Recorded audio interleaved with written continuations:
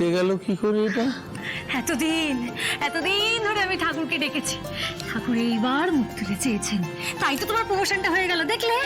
মা গো, বাবা গো। কি কি বললে বৌমা? ভগার প্রমোশন হয়েছে?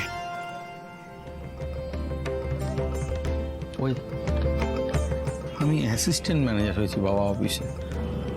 বড়বাবু নিজে আসছেন প্রমোশন লেটারে সই করার জন্য অফিসে।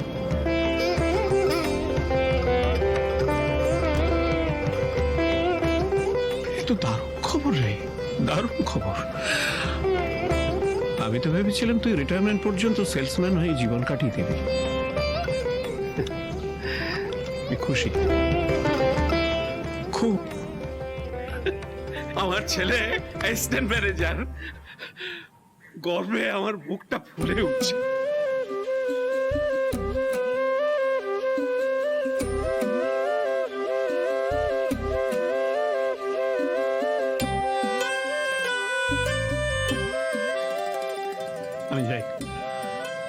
আমি যাই পাড়ার সবাইকে গিয়ে বলে আসি আমার ছেলের প্রমোশন হয়েছে, অ্যাসিস্ট্যান্ট ম্যানেজার হয়েছে। আমি আসছি বৌমা, আমি আসছি।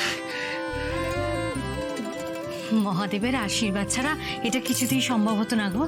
ঠিক বলেছ পূর্ণা।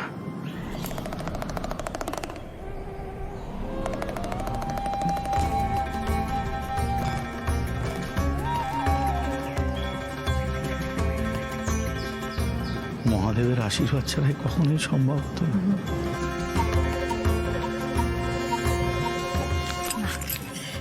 যাই। ও শোনো, তুমি কিন্তু আজকে আর অফিসে ওই শার্ট প্যান্ট পরে যাবে না, হ্যাঁ? তাহলে কি পরে যাব? স্যুট পরে যাবে। তুমি এখন অ্যাসিস্ট্যান্ট ম্যানেজার, রাজার সাজে যাবে তুমি। কিন্তু আমার তো স্যুট একটাই, বলছি বিয়ের সময় বানানো হয়েছিল। ওই তারপরে তো আর বৌভাতের পরে থেকে পড়ার কোনো সুযোগই পাইনি। সেই ঘুরে ফিরে বিয়ের স্যুটেই চলে গেলে, হ্যাঁ? কতবার বলেছি ভালো দেখে কয়েকটা স্যুট কেন, আমার কথা তো শুনবে না তুমি। যে কত টাকা মাইনে পাই খরচা খরচ করে একটা যে ভালো রুমাল কিনবো তারই পয়সা থাকে না, স্যুট কোথা থেকে কিনবো পর না? এবার তো মাইনেটা বাড়বে বলো, হ্যাঁ?